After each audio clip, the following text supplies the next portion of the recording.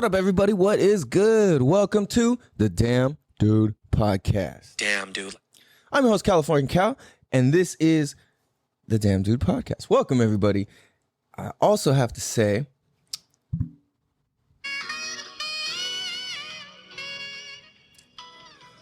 welcome to episode 69 of season 2. What you're hearing right now are the sweet, sweet melodies of a quick YouTube search of 80s porn music. Welcome, and in honor of episode 69, we had to have the finest 80s porn music. So welcome, everybody, welcome. Hope you guys are ready for the show. Yo, what up, everybody? Welcome, welcome, welcome. Like I said, I'm your host, California Cal, one of the cool Californians left in this state. There's a good handful of us left. And welcome to the show, you guys. The Damn Dude Podcast, we have the conversations that need to be had in a way that'll make you think and say, damn, dude. Damn, dude. Damn, dude. We're here to help educate, entertain, and make an impact on the way that we perceive and contextualize life. Because I believe truly in my heart that the more access we have to different contexts and perspectives, the easier and funner and just overall doper life is. Oh shit, the porn music's still playing. And in honor of this, I'm not wearing any shirt today. I realized I look naked in the video, and that's fucking perfect with the theme. I didn't plan on that. I was just like, I don't want to wear a shirt today, and I don't really want to comb my hair, so I'm just fucking recording as I is. But no, we've actually got a relatively deep ass episode for how goofy I'm being right now. We're going to get into acknowledging where we came from, because it's easy to forget. And I've seen a lot of people turn old because they forgot where they come from. They forgot what it was like to be a teenager. They forgot why they did teenage things. They forgot why they did the things they did as a kid. And when we forget that, we start losing touch. And it's cool to be present. That's a dope ass thing. We all should be very present and practice more of that. But a lot of us are living in the past based off of some old pain or fear or some shit like that, or we're living into the future in order to avoid the old pain. Damn, dude. And that's not being present. You know what I mean? So another thing we're going to talk about is like, dude, I really realized like, man, my life is not for me. We're going to get deep into this, and our life is not for us. And you might be like, what the fuck are you talking about? I'll explain. Hold tight. Yeah, because like in reality, we are not our pain. And a lot of us walk around and identify with that, or we carry that burden and we carry that struggle, and we're not using the fuel that the pain could potentially be. So, you know what? Before I start this episode, I just thought this right now. I want to read this post that I posted on Facebook 5 years ago today. Excuse me. So it said, things the kiddo and I discovered last night. So me and my oldest son, Nate, we have these crazy deep talks, like crazy deep. And there's one thing that I fully believe with parenting is you got to be real with your kids. Now, when you got little kids, there's a certain extent of like trickery and this and that you just kind of have to do in order to fucking get from one store to the other, or to get out of the house sometimes. You know what I'm saying? Like, I kind of had to be like my younger son, Royal, was like, drums, you just keep wanting to play fucking drums. And I'm like, okay, man, like, let's go see if we can like find some more, you know? And that's kind of bullshit, but he would not leave where we were at if I didn't fucking do that. Granted, as we're cruising home, he's like, it's late at night. There's nowhere to go play with drums in fucking nighttime. You know what I'm saying? Like, unless you own a set and you, whatever. But it's like, we weren't going to go see any at the store or anything like that. You know what I mean? And that just made me think like, dude, okay, like that, you know, that's not what I'm talking about. But anyways, this post says, and it kind of will help set up, it'll just like tee up this whole episode a bit. Things the kiddo and I discovered last night. The act of speaking creates blinders for the eyes and all the natural senses that make our human bodies phenomenal. I'm going to say that again. The act of speaking creates blinders for the eyes and all the natural senses that make our human bodies phenomenal. Example. In this first example, you're walking through the fair not talking, just observing and naturally noticing all the booths, what they sell, observing the smells, sights, and sounds. You are fully capable of seeing life in real time, and your senses are heightened and firing. Example 2. You're walking through the same fair and talking the entire time. Simply for the fact that speaking is happening, senses are being stifled. Noticing the sights, smells, sounds of the place is much harder and less natural because talking blocks the rest of the senses. Talking is not one of the 5 senses. Therefore, speaking much is senseless. Damn, dude. Oh, that's fire. The main point of speaking is to be able to adjust one's own listening and not to listen to be able to respond, but to be able to listen openly and learn something new. That's damn, dude. Fucking fire too. I'm going to read that one more time. The main point of speaking is to be able to adjust one's own listening. That is deep. Even like reading this again 5 years later, I'm like, whoa, what does that mean? That's fucking deep. But really, we're only supposed to speak to adjust our own listening, which would essentially be our perception of life again, right? So, yeah, and not to listen to be able to respond, but to be able to listen openly and learn something new. To add to it, this is another reason why meditation is so effective and good for the body. Meditation heightens all our natural senses and makes us a more badass, in touch with our body human being simply by shutting our mouths. Damn, dude. Damn, dude. Yo. So it's like, what are you listening for? How are you listening? Are you listening for gold or are you listening for a response? Are you listening for your go-to thing to say? That's not being present, right? And this all kind of ties together. And I was having some deep conversations with my clients yesterday, which is like one of my favorite things. I love when I have the time to be able to do that. And this was one of the times where I was actually like, we were able to kind of get in each other's worlds, and it was really fucking cool, right? So I realized I should kind of retell my story a little bit. I'm not going to go into like anything crazy, boring or whatever. Like I promise it was pretty exciting. If you've heard this, cool. But we're going to get through this real quick. So I'm looking back at my life, and for many times I would identify as my pain in life. I wouldn't necessarily be this new present person. I would continuously walk around as my pain. And that's who you would meet. You would meet my story, and you would meet my past, and you would meet my pain and all the shit that ever hurt me and I felt was just fucked up in life. That's who you would meet. You know what I'm saying? And who that person was as a kid, my little sister, Winky, Catalina, my grandma Taylor, and my great aunt Corrine, they all died in the same month. Now, that's pretty crazy. I was in first grade when that happened. So I was 6 years old when all of this went down. The following year after that, I went silent for a whole year in second grade. I got fucking laughed at. And in second grade is when I decided I was stupid because something as small as turning to the wrong page, reading the wrong subject, and the whole class laughed at me. And the teacher kind of like, what's that word? Sneered, I guess. Like, like dumbass, sort of thing. And I was just like, man, I'm fucking stupid. I don't know how to talk. I don't even know how to fucking think. And everybody's laughing at me and my teacher thinks I'm dumb. And it was just like, fuck, dude. So that was like me from fucking elementary school. And then I started looking up to gangbangers and gangbanging and all of this because they were the only other people with that same hurt or lost or confused expression on their face. They were hardened. And I was like, yo, I resonate with that.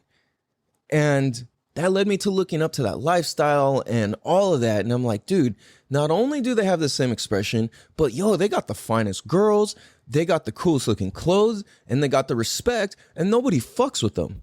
And I was like, damn, I want to be like that. So it's like in my head, like a lot of people kind of jumped onto this like thug or gangbang like trend that happened when I was younger in the 90s and early thousands. And not many people were actually like really with the shit. But I'm telling you, it's like my perspective on all that was different. I had so much pain. I was literally ready to kill. And people didn't notice that. It's like if I turned down a fight, it was because like I knew the potential and how far I could go with it. And that's a scary thing. I fucking trained martial arts for 10, 12 years of my life growing up. I could really hurt somebody, especially when I was younger, dude. Like, holy shit, man. I was so ready. Like, not only was I physically ready and trained, but I was mentally just ready to fucking do the most, right? And that's scary. That's what we don't want. You know, that was just an accumulation of pain and bad influence that equaled that. So as I grow older, I'm 15 years old, and I'm just like, man, fuck that. I'm just like deep into, you know, it's interesting. People have a lot of different perspectives of me going through school. Like, there's a lot of people that like, you were a thug, you hang out with gangsters. Like, a lot of people didn't know or see that side of me. They got to see like the funny side of me or just different sides of me, but they didn't see the other shit. And it was like, I really go back and like, I can really say like, I'm good in the hood. Like, I got people who will vouch for me. I got people who will whatever. Not that that matters, but it's like real motherfuckers who you're like, yo, that guy's a fucking G. I got respect from them. And that's cool. This is not a bragging thing, whatever. I'm just saying, like, I was really into a lot of this crazy shit. And there's a lot of people that will vouch for that. So if you're listening to this and you know me from my past, you may or may not have thought whatever, right? And that's fine. This is my story. It's my thing. I never joined a gang, just to be clear. I was never one of those people. I always was like, I had enough respect and I was cool with different people to be able to be like, well, fuck, if I do this, I can no longer be cool with these people. If I join here, I can't be cool with these people. And it was just this big thing. And I took it very, very seriously. And when you take something so seriously like that, like, it's just kind of a different, it's just a different level, a different vibe, right? But that was just all just manifested pain over time for me. So I'm 15, somebody who's like a second mom to me, rest in peace, Dorothy, passed away.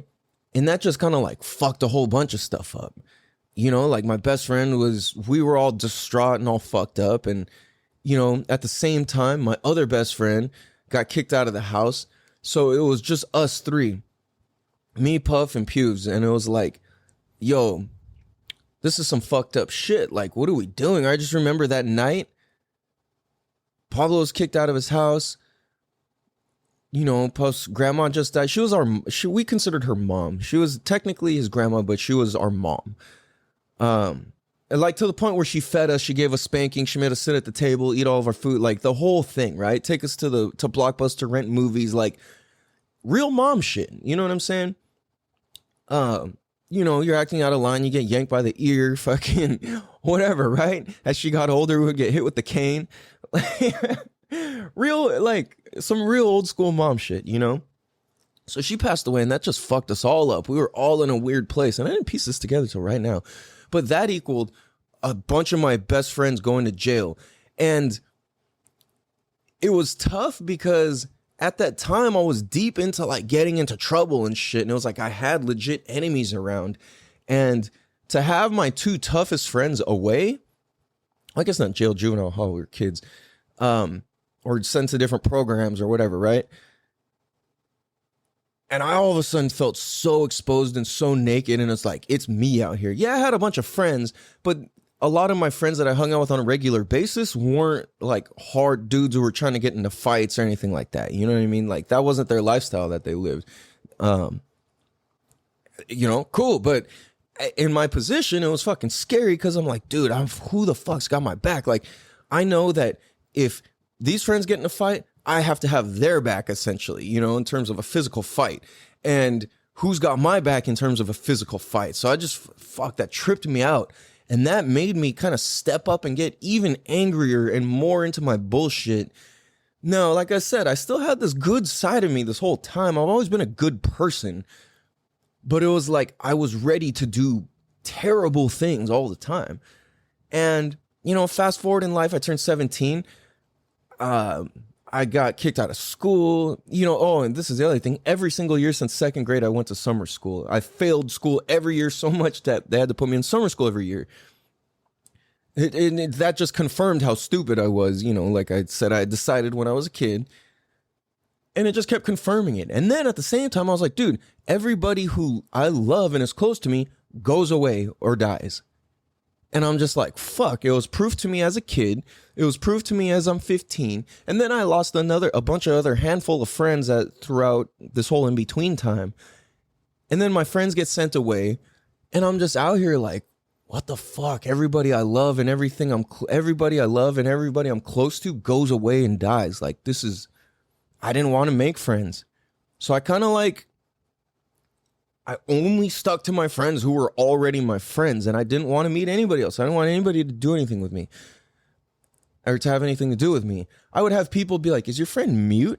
Because it was like, if you weren't my friend, I wasn't even going to talk to you.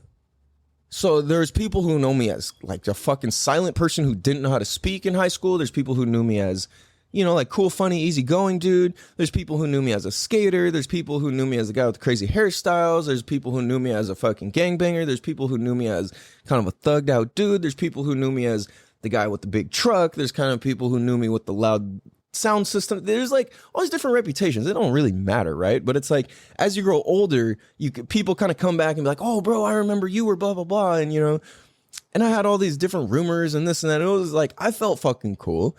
You know what I mean? I wasn't very cool, but I fucking felt cool. I knew a lot of people. I wasn't popular, but I know a lot of people. And so as I get older, it's like, okay, I turned 17. I just got kicked out of school.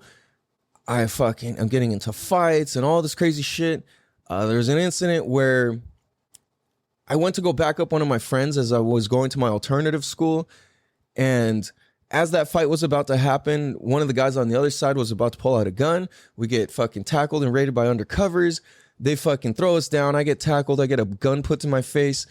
And it was pretty gnarly. So what happens is that guy on the opposite side who had a gun ended up getting killed at a party a week later. And because I had all this, I don't know, like if you were to kind of put all these pieces together, there was pictures of me found with me holding guns and stuff at a party. There was and then fucking, I guess when the cops not the cops, the ATF went and was investigating me, they found these pictures. They went and spoke to different stores and like, oh, he steals from here all the time. And I probably was stealing from there. I used to steal shit a lot, never from people, but always from stores. I do not steal. I never got caught. And that's what was scary about it to me. You know what I'm saying? It's like, I was kind of like, I'm too good at this. All my friends got busted stealing shit. Not all my friends, but a lot of my friends would get busted stealing shit. And I never got caught. And there was this one time I had to sit down and have this conversation with myself. And I literally sat in my truck for like 6 or 8 hours at the rec center in Mecca Town. I know Mira Mesa. And for those of you who don't know, Mira Mesa used to be fucking gangbang land. Like, now you would never guess the shit that happened there. But you know what? Real gangsters still live there, and the history does not lie. But anyway, not to promote that shit. It's just, that's what it was. But I had this conversation with myself where I'm like, I'm either going to be the most badass, like, kingpin. I'm going to be selling drugs, guns, fucking just have all different types of women. And that's going to be the life I live. All cash, just fast life, just go. I don't give a fuck if I get shot, whatever. I'm good at this. I got this, you know? And there's no such thing as a successful drug dealer in the end. You know what I'm saying? I was like, I'm either going to do that or I'm going to fucking get legit and I'm going to get my fucking life together and I'm going to do something good in this world. So that all happens, blah, blah, blah. I get accused of murder because the guy on the other side, like I was saying with the fight, gets killed at a party a week later. They do all the math on who I am. They fucking raid my house, specifically my room. It was they surrounded the house with rifles and fucking kicking the door in. But as soon as they could kick it in, my dad opened it up and, you know, he had to let them in. And I get woken up and my dad's like, yo, there's cops here for you in the house. I'm like, what? So at the time I was wearing boxers and a wife beater. I get up, I was sleeping, it was in the morning. And I fucking walk down the hallway and I'm fucking presented with like 6 rifles pointed at me. And I'm like, what the fuck is going on? And they sit me down. They're like, sit down, the whole thing. They fucking flip my whole room apart. And I'm just like, damn, what the fuck am I doing? Because I was on some fuck shit, you know? And Yeah, I didn't fucking kill anybody. But dude, it was like I was like one of the prime suspects, and I was going to parties where people they were getting shot up, people were getting stabbed. It was like I was just involved in some crazy shit, hanging out with people that I really shouldn't have been hanging out with. Going to parties where that's a whole nother fucking episode. But and then I'm like, all right, I'm finally out of this bullshit, right? And I fucking turned 20 years old. I start having some sense. I get a real job. I'm working, selling motorcycles and getting paid commission. I'm like making pretty good money and doing pretty good for a 20-year-old. I'm having different jobs, this and that. And I was like, fuck yeah, like I'm doing good. I had a girlfriend. We're together for 5.5 years. I was just like, yo, like, all right, man, like I'm really getting my life together. I'm going to school to be a firefighter. Me and my ex at the time, we were talking about all our future plans and kids and what we're going to do for a career and all of this sort of stuff. And I was just like, yeah, wow, like I never experienced anything like this. Like everything I knew was about fucking shit up or just about funny stuff or nothing ever like really serious, So I turned 20. I flipped my quad out in the desert. I ended up breaking my skull, neck, and back. And my quad was my peace. That was like the thing that symbolized me getting the fuck out of trouble, getting a job, and starting to take on some responsibility for my own life. I would go out to the desert like fucking 3 times a week, whatever, right? If I would go out and ride for an hour, I would. Shit like that. And I was just doing that all the fucking time. And then I realized but then, so like I said, I break my skull, neck, and back in 7 places, 7 or 8 places, I think 7. And no, 8?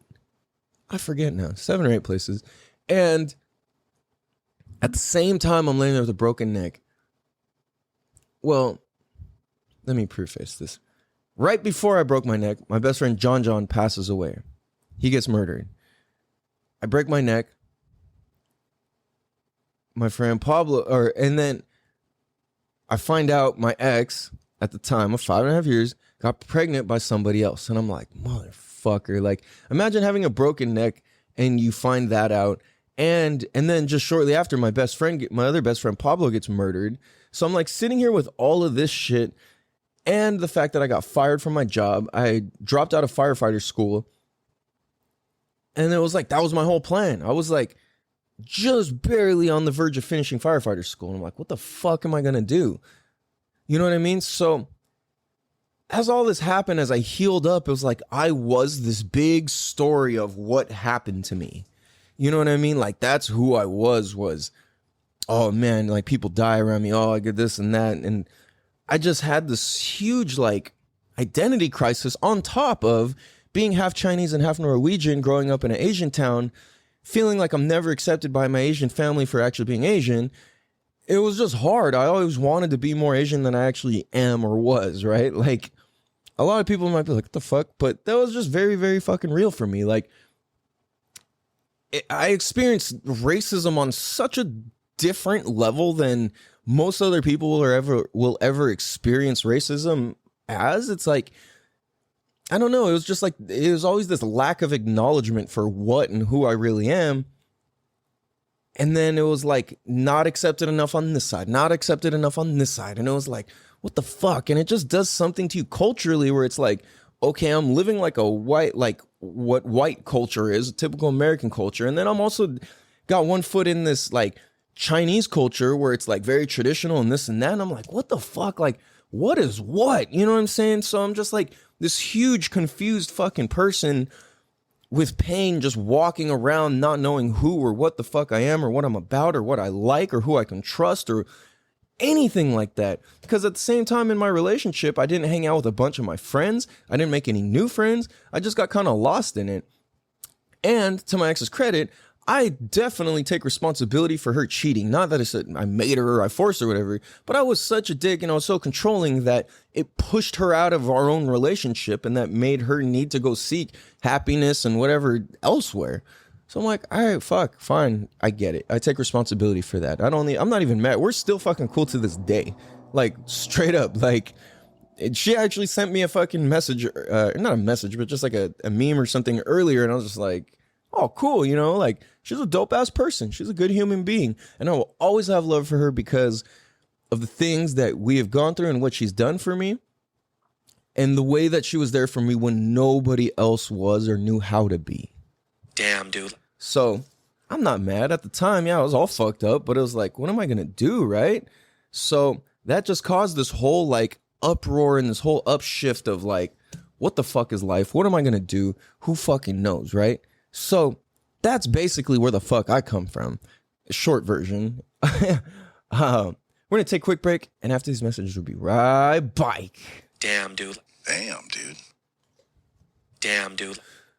Oh, yes. Welcome, bicycle. What up, you guys? We're just going to hop right into this again. We're going to skip farmer licking, finger fucking, finger dipping, finger fucking farmer Fred out of this one today because I got a lot of shit to do today. So let's just keep moving along. So there's something that we can do, which is we can carry around our pain and identify as that and say, this is who I am because this is what I went through and this is what I've experienced and blah, blah, blah, blah, blah, like how I just explained. That's not a healthy way to live at all. That's a recipe for getting old and making excuses for fucking everything. And I'm just like, wow, dude, like, it's pretty phenomenal how much of just a... Whoa, my blinds just opened themselves. The wind blew and it just went like open. Just wow, that was... I've never seen that happen. Sorry, distracted. Oh, so I realized how much of this like ball of negative energy I was everywhere I went. I was not a contribution to anybody's life because I was always on the me program and not the we program. And I learned that from King James on Skid Row, up in LA. You could be on the me program or the we program. And when you're on the when you're on the me program, it's all about me. Where's my next meal? Where's my next fix? Where's my next whatever? And I would use my pain as a reason for me to fucking just be high out of my mind all the fucking time. Smoking weed. And, you know, and you got to consider back like 20 years ago, 10 years ago, smoking weed was not like okay. It was like a big fucking deal and you're considered a loser and you go to jail and all this crazy shit. It was like pretty fucking hardcore, right? So I would just use that as my excuse to just be high 24/7. And then I started selling weed and I just was fully fucking like, yep, like I was doing legal shit at the same time though. And here's one thing Oh wait, I didn't need to do that. Okay, sorry guys. Hello. Okay, sorry. That was weird. I moved my computer and the little USB thing twitched and it cut my mic off. Fuck, I was on to something good too. Oh, so I was walking around this negative, I was just a big negative ball of energy. I was selling weed, okay, that's where I was. I was selling weed, but at the same time, I was using the reason I started selling weed in the first place was because it was too expensive and I wanted to be able to smoke for free. So I accomplished that. Yay. And then I started using that money to start a business and to invest and to pay bills and to like, I was like, whoa, this has way more potential. And then what I realized was, hold on, I'm a bit of an entrepreneur to a degree. I'm not a very good one, but I am one. I mean, I've been working for myself for 13 years now. In October, it'll be 13 years. So I don't know if I'm doing something right or not, but I'm still fucking going. You know, they say the key to being successful in business is to be in business tomorrow. You know what I mean? And if you're in business tomorrow, then you're fucking doing pretty good, you know, as far as that goes. So I'm like, all right. So what I realized was like, dude, all of this pain and all this shit, there's something we could do with it. So what all hit me was when I was at my best friend Pablo's funeral, his uncle was talking about him and he said, and Pablo was a full-blown gangbanger, the hardest dude you could meet. Also one of the kindest people you can meet.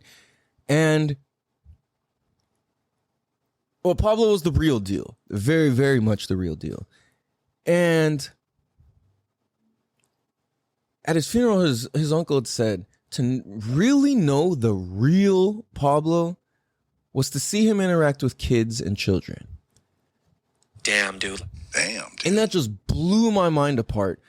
It just, something in that moment just happened. I just started crying and I was like, holy fuck. Kids are the answer. How do we help kids? My dream of being a firefighter was kind of over. You know, I was a little too injured at the time and all that to get right back into that, which is funny because now I probably could go back and do all that again. It's just not my calling. And I realized, I'm like, holy shit. All these things that I was using to stop living my life, to just be a fucking, just block all the pain by being high constantly. I'm like, dude, there's got to be some kind of fuel in this, you know? And I realized that. I was like, holy shit, like, you know, I've been injured. I've broken 64 bones in my life too, mainly from motorcycle, skateboarding, and I would say surfing. Surfing, nothing major, just like fingers and toes all the time. But like, and I broke my nose once surfing. But I realized, dude, like, I gotta find a way to help kids. I still want to help people, which was always in the background of me in my life. That's why I kind of wanted to be. That's why I wanted to be a fighter. Not kind of wanted to be. And I'm like, dude, I really had to realize. And as I sum all this up now, kind of fast forward to where we're at now, I realized, like, dude, finding purpose through pain is what pain is for. It's not necessarily for us to walk around and just be hurting forever. Now, it's like the way I see this is that God did not put us on this planet only to suffer. Yeah, there's a lot of suffering that happens in this lifetime and on this planet.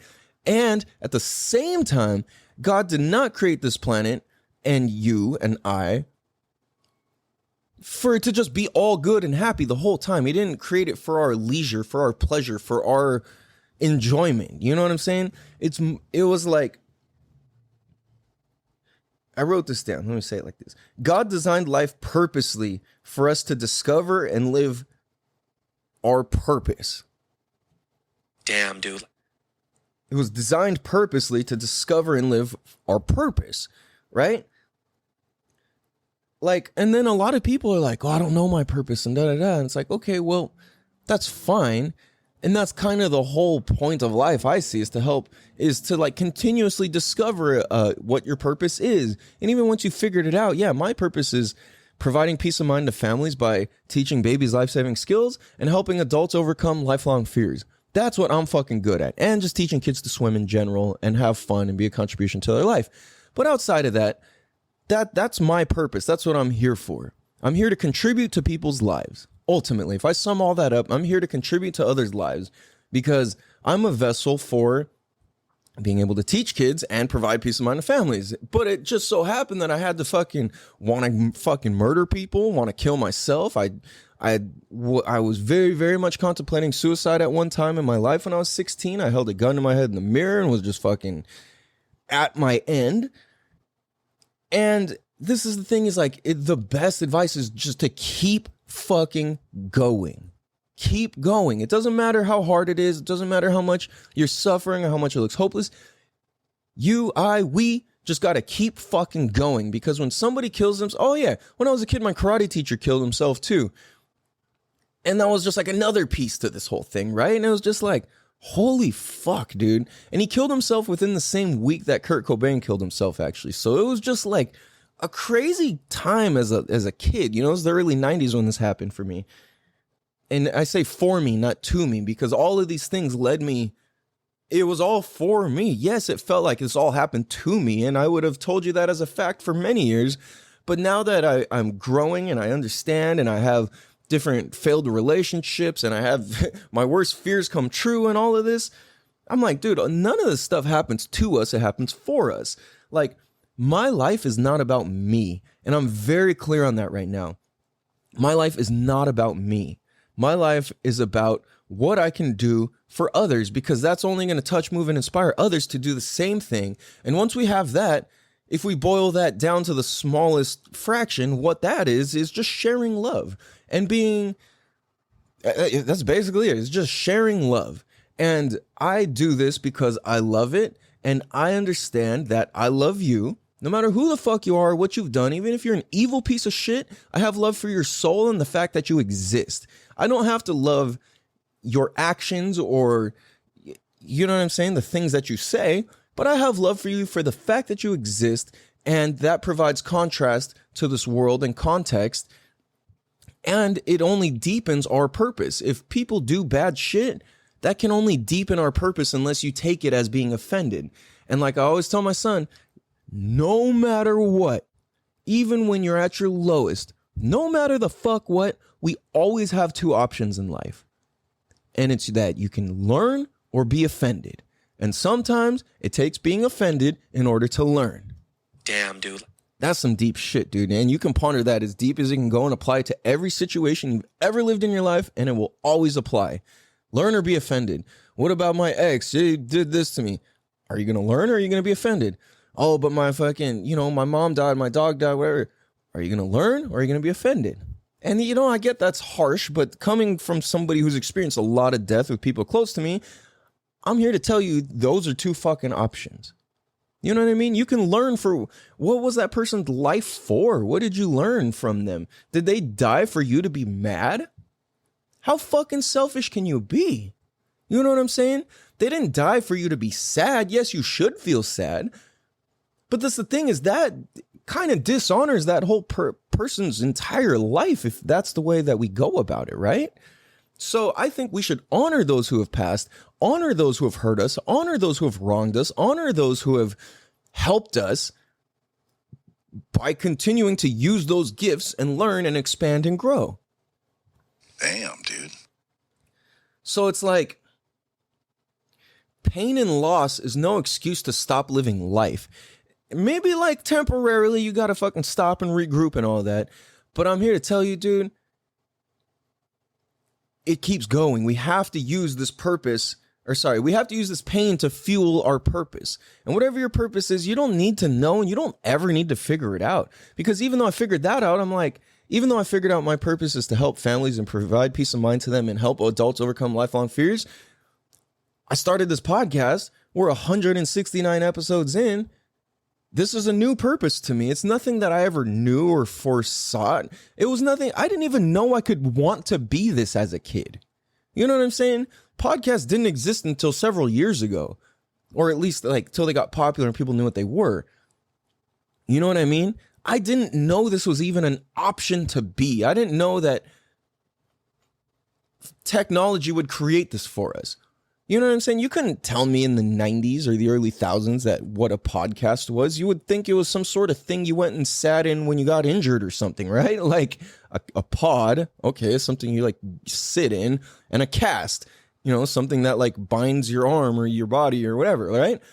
And honestly, because podcasts were called podcasts, it created a lot of resistance for me to listen to any of them. Now I listen to podcasts like damn near 24/7. That's obviously an exaggeration, but I'm listening to them fucking nonstop, dude. Like my day, I'm at least taking in 3 to 4 hours of podcasts. On the lesser days, maybe an hour, maybe 30 minutes. But I want to learn nonstop. I want to just continue to keep learning. Because my life isn't about me. And I realize the more that I can learn and hear what smarter people with more experience have to say, and then I can take that, interpret it, and just give it to people in my own language, they get to benefit from the research and the work and the pain and the growth, that all these other people before us have done. And it just honors that. And it's like, these are gifts from God, I believe, in a sense. You know what I mean? You don't even need to believe in God. You can say universe. You could say magic. You can say whatever the fuck you want, right? But I think God's just the easiest fucking context and thing for us to kind of like, be like, oh, okay, I get what you're saying, right? So, and that could exist for you in many ways. You know what I mean? So it's like, God didn't design life for one person's single pleasure or one single person's pleasure. You know what I mean? It's way deeper than that. And if you don't think it is, you're ignoring something. You're probably living in your future and your past and not being present with life. So something that I had to really get clear on is like, as parents, as a parent, and this goes to everybody who's a parent, our purpose is not our own kids. It's not to raise our own kids. That's part of it, but that's only temporary. And I realize it's so easy to be like, my purpose is to be a mother. Okay, cool. But what about once you've taught your kids all the lessons you can teach them, and then they've grown up into adults, and then you kind of become the old person, and we all know how old people are and babies are basically the fucking same, just in a different shaped body, different sized body. It's like, it's not for a lifetime. It could be part of it as a lifetime. But the thing is our kids, and the ultimate example for our kids is leading by example. You know what I mean? It's like, it's what you do. It's not what you say. So if my kids continuously see me learning, they continuously see me creating, all my little USB things are weird. My computer stopped charging too. They continuously see us to like how you roll with the punches. They continuously see how you get back up. You know what I mean? My oldest son has seen me fail so many fucking times, and I just keep it real with them. And I come back and I tell him, dude, I was so wrong about this. This is why this didn't work. And this is why I just fucking stopped doing this. And this is why this. And I'm not giving him excuses. I'm just kind of pointing out, look, this is what's very fucking real. Now, what do you think about it? And that's something a lot of parents fail to do is like, if you don't, I'm not even gonna go down all that, but it's like, I believe as parents, in order to do good parenting, we have to be conscious and cognitive of what we're doing and how we're doing it. You know what I mean? It's like, that's why I was never afraid to smoke weed in front of my oldest son. I'd be like, dude, like, this is my medicine. This is what I choose. I may or may not smoke too much. What do you think? He's like, huh. And I let him say his part, and I'm like, okay, I consider that. You know what I mean? And it's like, I keep it real. And then when I stopped, or I stop, or whatever, right? Like, I'm like, look, it doesn't own you. Like, you are in control of you. You cannot ever let weed smoke you. You cannot ever let alcohol drink you or consume you. You know what I'm saying? Like, you got to be in control of it in a sense to where you're using it for what it's supposed to be for. And there's a fine line between abuse and recreation and using it for its purpose. And it's easy for us to get lost in all of those things, right? And I'm not saying this is bad or wrong or whatever. And no matter what end of the spectrum you're on that, that's okay. Because now that we had this conversation, you now have awareness. Excuse me. And when you have awareness, there's something you can do about it. You now have options to think of. You now have context to come from. You now can kind of point your compass towards more purposeful things in life. See, and that's kind of what discovering your purpose is more just pointing your life compass towards purposeful things. And when you do purposeful things, your purpose is naturally going to start coming up. So it's like, how can you go help the neighbor? How can you help your mom? How can you help your dad? How can you contribute to somebody else's life? You know what I mean? Because, like, why else would we be here? God designed life purposefully. And I truly believe in my heart that God does not make mistakes. I believe that mistakes only exist in human form for humans to understand and interpret. Because as humans, all we are, what separates a human from an animal is we are meaning-making machines. We make meanings of things. That's why the language we have is what we have. We agree on different meanings, and that's what we believe life is. If I say a bike is a bike, and everyone goes, oh, okay, that's a fucking bike. Like, cool. You know what I mean? Like, we agree on the meaning of what that is. We agree on the meaning of that invention, that creation, the production of that. We agree on it. You're not going to look, that's not a bike. Then what the fuck is it? Oh, shit, it's not a rock. You know what I'm saying? It's not a tree. Okay, these are the meanings that we've assigned to life, and these objects that we see, we are meaning-making machines. That's all we fucking do. Animals don't make meanings of shit. They just do. You know what I'm saying? It's like if a lion is hunting a gazelle and the lion slips and misses his footing and misses the gazelle, it's like I don't see the lion doesn't go and feel bad. He just goes, okay, I miss, or not even that. You know what I'm saying? It's just like, where's the next one? I need to eat. Just, you know what I'm saying? There's no meaning involved. So I think that there's not necessarily, we would identify that as a mistake, but how I see this is it's actually God's plan for that gazelle to still experience life and to still keep going. Now that's just a meaning as a human being that I've assigned to this. You see what I'm saying? But in real life, it's just eat or die. It's like, it's eat, fuck, and die. That's life. There's nothing else to it. But because of the meanings we've kind of constructed these towns and this money and all this stuff that we're kind of like, okay, I agree with this meaning, and we participate to whatever capacity we participate in it in. But it's like, dude, if all you're doing is going to a job that's worthless, if all you're doing is doing shit that doesn't contribute, that has no purpose, it's all purposeless, then all we're going to do is just sit there and make meanings of this whole purposeless life and be unhappy and sad and confused as fuck. And it's like, why am I alive to fucking go work at a desk job that doesn't help or contribute to anybody? And then you're pissed off at the next guy in the next cubicle, or the guy in the next office, or fucking, you know, fucking Steve drinks too much creamer, and fucking, you know, Stephanie never fucking refills the water in the coffee machine. You know what I'm saying? It's like, all of that is such bullshit and is so far away from what's real. And it's like, imagine if you just fucking shut up, stopped complaining, and started contributing. How much more purpose would you start discovering in your life? What if instead of, man, this fucking bitch never refills the water in the coffee machine, you're like, I'm the guy who refills the water in the coffee machine. I'm the guy who restocks the creamer. It's like, taking responsibility beyond yourself contributes to other people's lives, and that in turn leads by example, and then that kind of sets the tone, and that's what culture in a company is. It's either like, man, this bitch never blah, blah, blah, or it's like, oh yeah, like, of course I refill the water, it was low. Of course I wiped the sink, it was wet. You know what I'm saying? It's not placing the blame on anybody. It's like life wasn't created for your comfort and your pleasure. And the more annoyances that you have like that, I truly believe the farther away you are from doing purposeful shit. Damn, dude. Damn, dude. You know what I'm saying? Because you can learn or be offended. Right? There's no water in the coffee machine. What are you going to do? Be offended? Or learn how to fill it? Learn how to fix it yourself. Learn how to be proactive about it. Learn how to have a conversation with that bitch ass Stephanie. Learn how to, I'm just making names up. Learn how to, you know what I'm saying? Learn how to fucking talk to Steve about whatever the thing I said about Steve was. You know? Oh, drinking all the creamer. Like, bro, you got to share or refill, or, you know what I'm saying? You learn or just be offended. And the more that we choose to be offended, the less we're learning, the less purpose we have, and the farther away we are from discovering and living into our actual real deep purpose in fucking life. Damn, dude. You know what I mean? So, like I said, this kind of all boils back around to my life is not about me.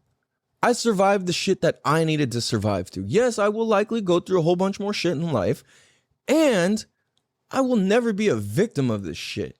You know what I'm saying? Because I'm here for a purpose, and my purpose is to help contribute to others. Now, there's a lot of times that I don't live into my purpose, and I'm not contributing to others. Okay, you know what I'm saying? I'm man enough to admit that. I should say I'm real enough to admit that. Being man has nothing to do with it. Because these days, especially, a lot of our women are fucking on some more real, deeper, more hardcore gangster shit than a lot of dudes are. We've really, really fucking gone soft as a collective, as men.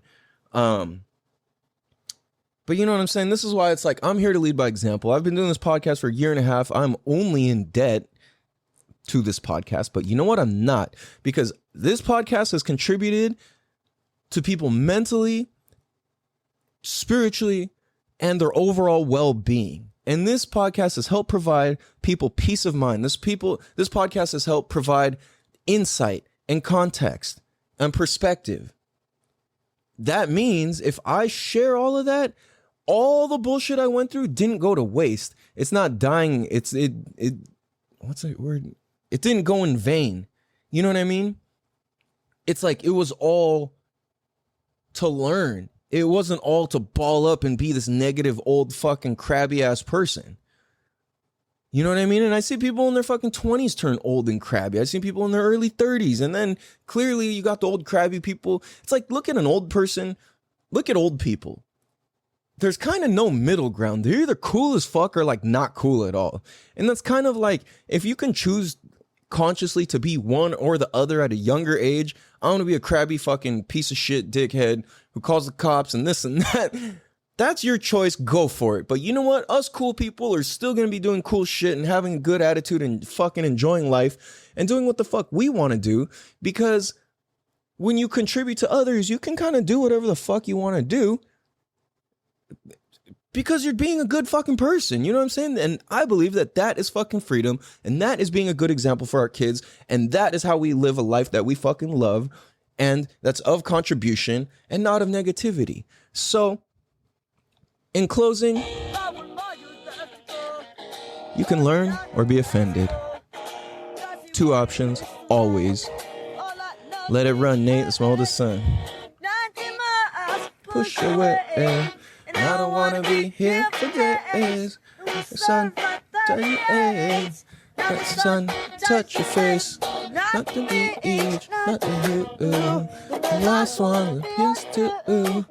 And it's gonna be me and you. Damn, dude. Damn, dude. Appreciate you guys. Thank you for listening. Be sure to like, share, subscribe. Oh, that's all weird. I don't think you can like. But be sure to subscribe, leave a 5-star written review on Apple iTunes. It's greatly appreciated. It does a lot for us. And on the Apple iTunes Apple Podcast, whatever they call it, that's where it does the most for us, and it really helps our ratings the most. So I appreciate you guys. Be sure to tell a friend to tell a friend to tell your best friends, cousins, uncles, pigs, farmers, pig fucking best friends, inbreds, cousins, daughters, uncles, son, neph's son, about the Damn Dude podcast, because this can help change some lives. I love you guys. I appreciate you guys. Hope you guys have a beautiful day. Much love. Peace. Damn, dude. Damn, dude.